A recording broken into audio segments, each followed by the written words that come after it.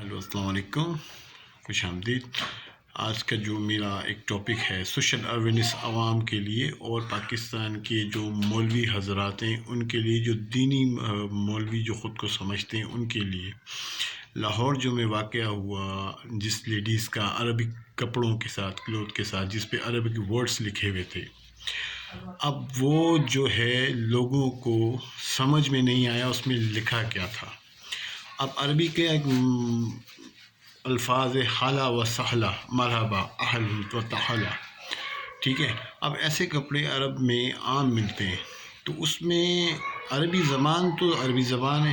अब हमारा कुरान है, अरबी है, कुरान अरबी में है, तो इसका मतलब ये तो नहीं कि कुरानी आयत कपड़ों पे लिखी हुई हो। अरबी ज़बान में तो कुछ भी लिखा जा सकता है, आप गाली भी लिख सकते हो। ताल, ताल का मतलब है आओ यहाँ, रोख जाओ, इजलिस बैठ जाओ। तो सबसे पहले आप इस चीज़ को समझें कि उस पर लिखा क्या है। पहले आप अरबी की पढ़ाई सीख लें। पढ़ाई सीखना तो दूर किनार, आप बोलना सीख लें। बोलना भी दूर किनार, आप सुनकर जो है ना समझना सीख लें, तो ये आपके लिए आसानी हो जाएगी। हमारी इधर मदारिस में, दीनी मदारिस में, हमारे स्कूलों में अरबी नहीं पढ़ाई जाती। सबसे बड़ा कसूर तो हमारा यही है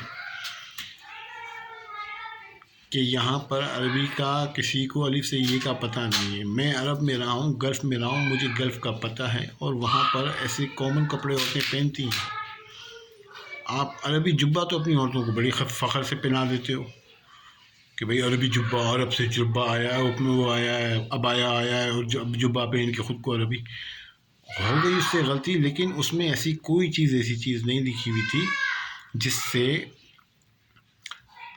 कुरानी आयात या हदीस मुबारका के ऐसे कोई अल्फाज लिखे हों या कोई ऐसी चीज़ लिखी हो।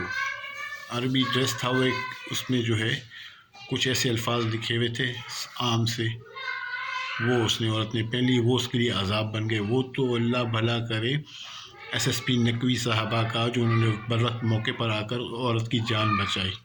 और इन जाहिलों से, ये जाहिल जो बाहर एहतजाज लेके खड़े हो गए थे ना दीन के नाम पे, एक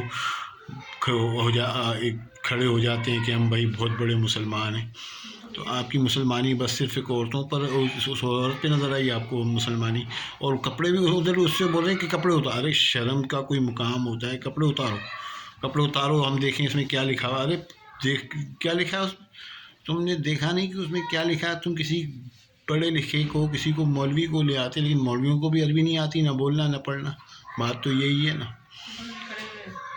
हाँ, सब खड़े हुए तमाशा देख रहे हैं, सब उस पर एक भूचाल सा मचा दिया उन लोगों ने।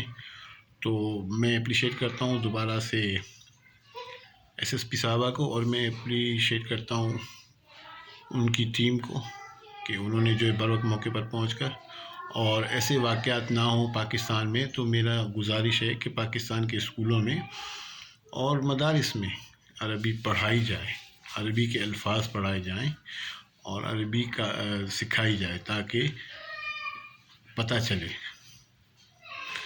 यहाँ पाकिस्तान का हाल ये है कि यहाँ पर हर आदमी जो है जुनूनी बना हुआ है। बस छोटी सी बात पर पता नहीं क्या से क्या सांप, मतलब रस्सी को में से सांप बना देता है।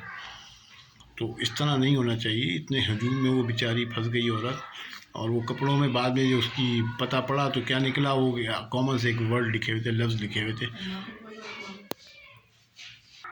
फिर बाद में माफ़ी भी उस औरत ने मांगी है कि मुझसे माफ़ी हो गई, मैं अब ऐसे कपड़े नहीं पहनूंगी। तो कपड़े भले ना पहनो, अच्छी बात है, अच्छे कपड़े पहनो। और वो उन कपड़ों में भी कोई वो नहीं थी, वो गलती आपकी नहीं थी, गलती आवाम की थी। आवाम समझ नहीं पाई, आवाम हमारी पढ़ी लिखी नहीं, हकीकत बताऊँ, आवाम में अवेयरनेस नहीं है, पढ़ी लिखी नहीं है। तो मेरा बस, मैं अप्रिशिएट दोबारा नकवी साहबा को कहूँगा और उसकी टीम को कहूँगा, और कुछ जो है अपने लोगों से, आवाम से ये अपील करूँगा कि अरबी पे ध्यान दें और अरबी पढ़ें लिखें। अरबी वैसे ही हमारी अपनी ज़बान है, कुरान की ज़बान है। वैसे नहीं, उस वाक़े के हवाले से नहीं, वैसे भी अरबी से हमें बहुत काफ़ी सारे फ़ायदे हैं। हमें कुरान के अल्फाज समझने को मिलते हैं, हदीस के अल्फाज समझने को मिलते हैं, और बहुत सी चीज़ें हमें समझने को मिलती हैं जिससे हमें आसानी होती है। اللہ تعالیٰ جزائے خیر دے. السلام علیکم.